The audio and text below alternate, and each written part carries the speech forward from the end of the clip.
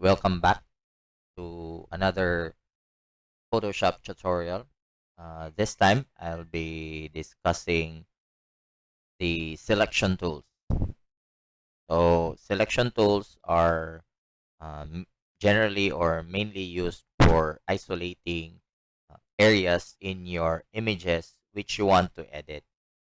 So they technically put up an area, or we call them a marquee, and then that area will then be isolated or become editable, while the rest of your areas of the images will be non-editable. So let's start. I have here my image. So it's an apple with a white background, just to have a sample later on. Now the selection tools are located obviously in the toolbox right below your move tool. So the selection tools have three groups. We have the marquee, the lasso group, and the magic wand group. Now each group has a flyout or additional options under the group. So take for example the marquee has rectangular marquee, elliptical marquee, single row, and single column marquee tool. So you can choose between these four under the marquee tool. Now, these tools have an option above here or right here. And as you can see, it changes depending on the tool I am selecting, so that each tool will have refinement in terms of selection. Okay, but there are common options for each tool. So let's take for example, if I click on these three tools, the only thing common of the three are these options.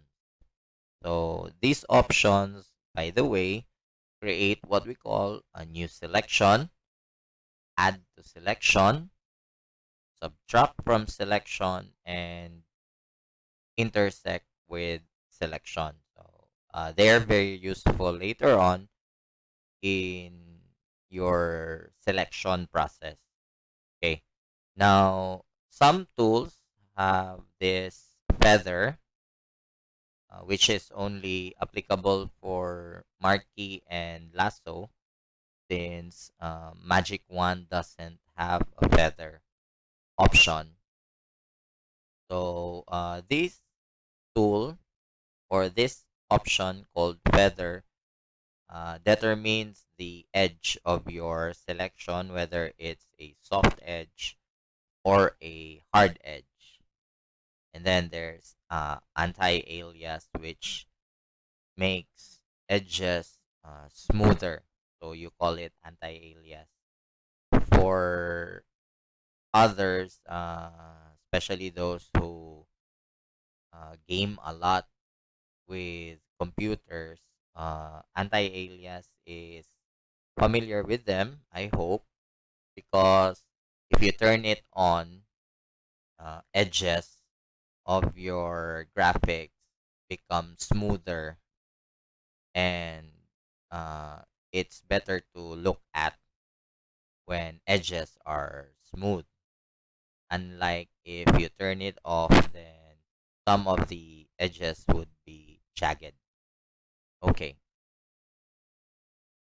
so I'll just give you a brief discussion with some of these tools, how to use them, and other things that uh, these tools can do.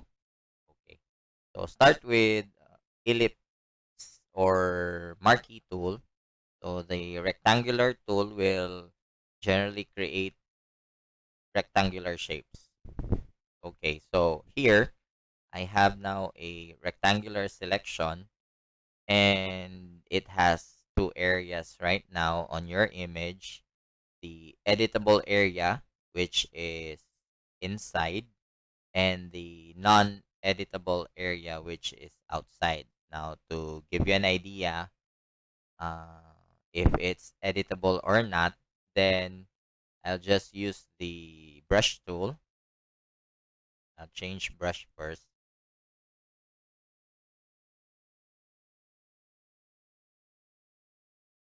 Okay, it's too big. So here we go. So I have here my brush. Let's make it smaller. So there. Now if I brush on this area, okay, so I am now brushing, but no color appears because this area is non-editable. Now the color will only appear inside the rectangle. So let's have it here. As you can see,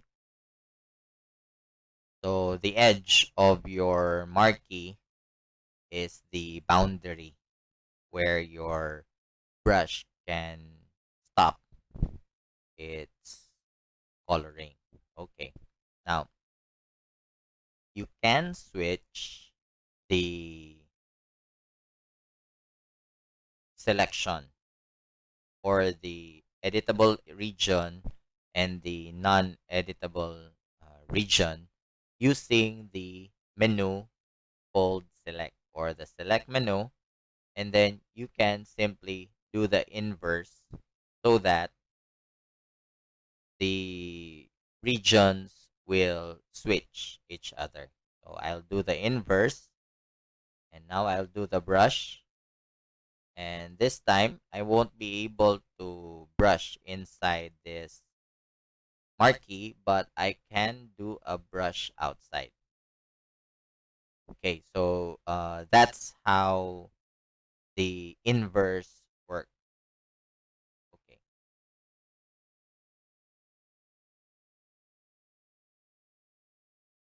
Now,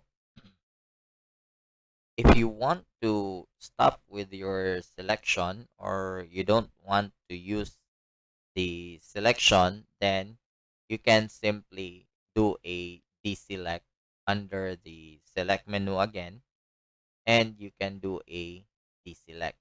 So right there. Okay. So that's for marquee.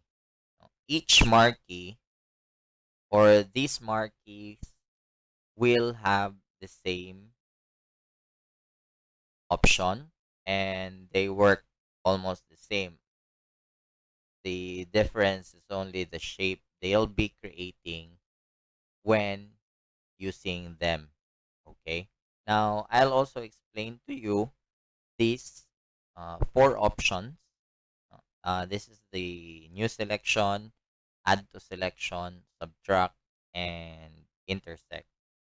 This is very useful in your selection process later on. But to give you an idea, if you use the new selection, which is the default, every time you create your marquee, okay, it removes the previous or the current marquee, and it will create another marquee.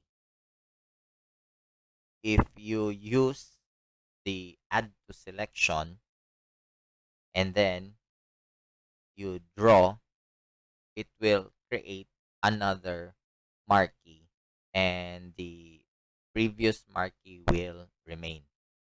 And if you intersect marquees, so if you notice, they now become one big marquee of irregular shape. Okay, so that's how add to selection works. And the subtract from selection is the opposite to add. Instead of creating a big marquee, it will subtract existing selection areas or region. So that's subtract from from selection. And then the last one is intersect. So the thing here is if two selections intersect with each other, that intersection is left behind and the rest will be removed. Okay, so there. So this works with these three other tools. So you have your lasso and magic wand. So I won't be explaining them later when I'll be using lasso and magic wand. So for ellipse, so the same. So elliptical marquee, and then you can also add to selection. You can also subtract from selection. Okay. Now you can also mix different selections. So for example, right now I'm in the elliptical marquee and I want to create rectangular marquee, then I can switch. The selection will remain in my image since we did not deselect it. And then you can simply add to selection or subtract from selection. Okay, now I'll deselect it. So that's for your marquee. Now I'll go with the next one, which is the lasso tool. Now marquees create regular shapes, rectangle and ellipse, while lasso creates irregular shapes. And from these three, the lasso tool is the hardest to use or difficult to use. It requires a lot of practice with the mouse control so that you can create a selection. Okay, now under the lasso, there's polygonal lasso and magnetic lasso. Okay, they're the same lasso, but they have different method of generating a selection. The most common is the lasso tool. So using the lasso tool, you simply draw your selection. So right here. And once you have your selection and you go back to your starting point, it generates the selection area or the region. Now, what if you don't go back to your original starting point or the starting point? What your software will do or Photoshop will do is it will connect the starting point and the end point with a straight line like this. So if you don't want that to happen, you'll have to go around and return to the starting point. Now, your lasso will generate irregular shapes.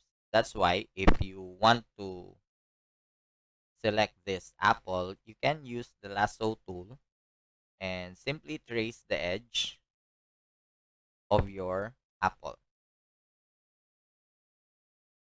Okay. So the selection is not perfect. That's that's normal because you cannot control the mouse properly. Okay. So there's my selection. It's actually a rough selection, but you can refine it later on with these options. So I can do a subtract from selection. That way I can minimize the edge. or I can go to the edge, but it will take me a lot of time. Okay, so that's it. No?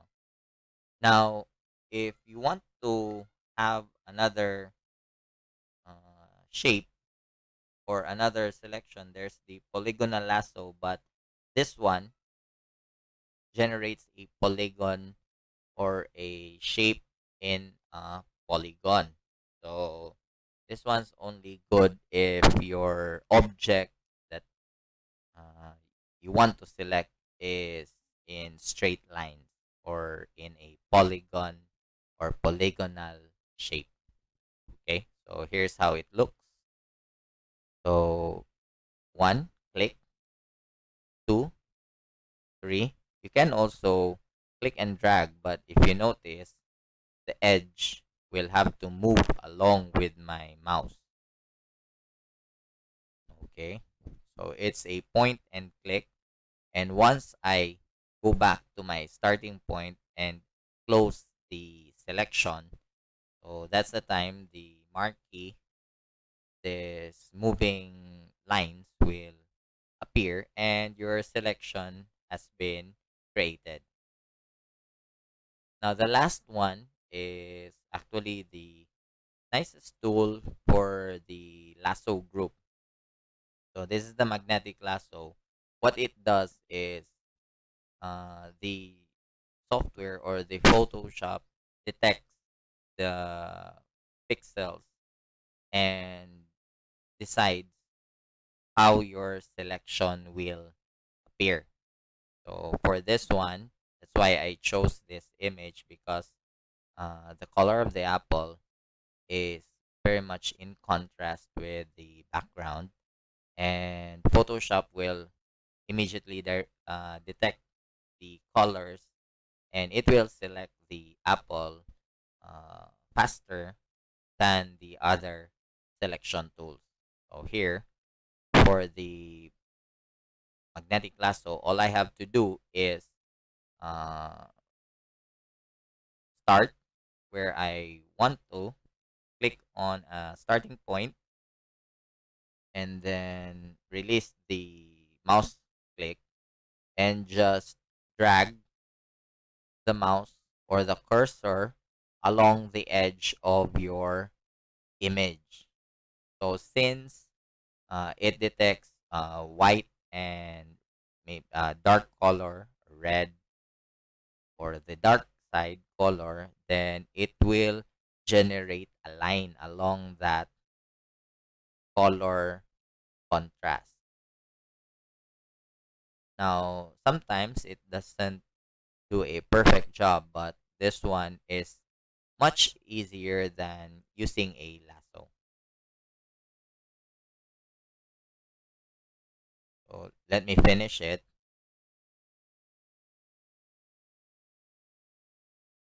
Okay, so I'm at the end, and when I do click on the starting point, it now has a perfect selection, almost perfect selection of my apple. Okay, so that's for magnetic lasso. Now, the last one is the magic wand and the quick selection tool. So I'll go first with quick selection. So for quick selection, this simply creates a selection for colors represented or being clicked. So take for example, I have this white area. If I click on it, so it creates a circle along that area. But if I click and drag, so it will create a selection of white right there or instances of white area. Now, the apple is exempted from the selection since I've been clicking on the white. Now, if you try to use this tool on the apple itself, it will still select the apple. Okay. So more like the magnetic lasso tool. But if you notice, I just click on these colors. So it will detect the color and it will create a selection. So much simpler than the magnetic lasso. But this one is looks simple enough because the color of the background and the apple itself is in contrast. You'll have a difficult time using these tools if the background color and the foreground color are almost the same. Okay, now I'll go with the last one, which is the magic wand. And before that, I almost forgot. So there are options right here, which you haven't seen. So again, this is the new selection and this is the subtract. And the default one for this is add to selection. It's just of a different icon because the tool is totally different from the previous tools, which creates a shape.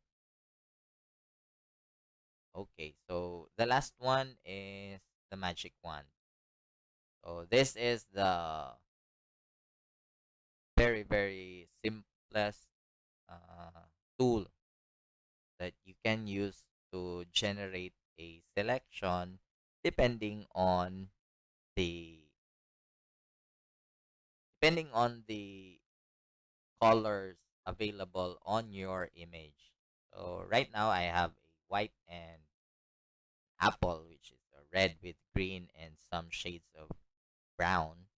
But using the magic wand, I can simply click on an area of my image, and if the color or the colors in your image have the same color on the one that has been clicked by the wand, it will add up to the selection. So, take for example, if I click on the white, if you notice, all areas with white of that shade will have to be selected or will be part of the selection. Now, take a look at the apple inside right here. It has also a selection because this area is very much similar to the white area or the background.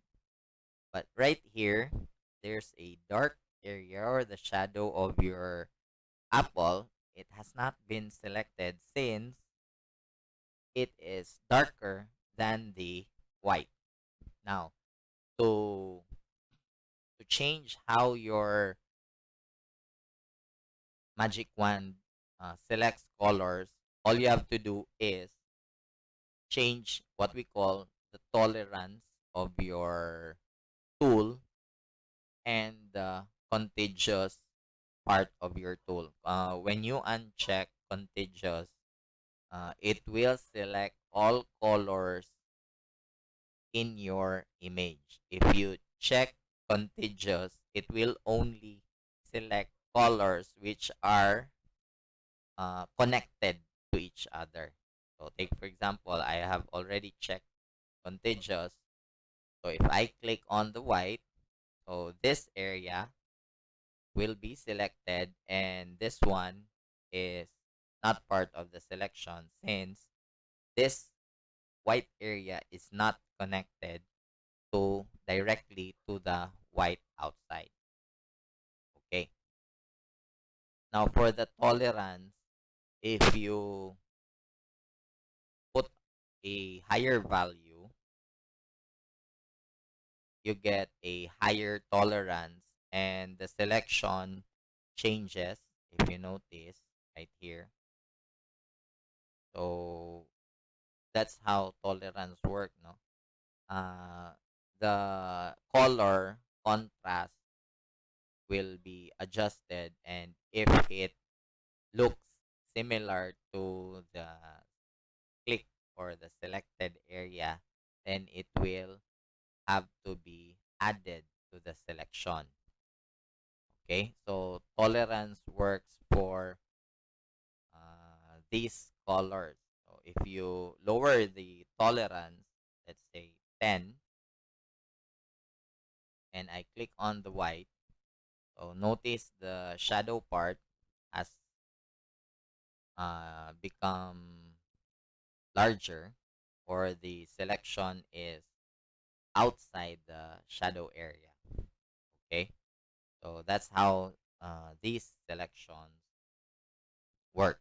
So they are used rarely, very often to edit images. So I'll give an example. So if I want to change the color of the apple, I'll have to select the apple. I'll use the quick selection tool. Okay, so there. So the apple has now been selected, but let me zoom in, check if some parts are not part of the selection. Now, if you notice, there's this leaf part, which is part of the selection, but you don't want that leaf or that part of the leaf to be part of the selection. I'll have to shift to lasso and manually deselect or subtract that selection to the whole region. Okay, so there. Take for example, that's it.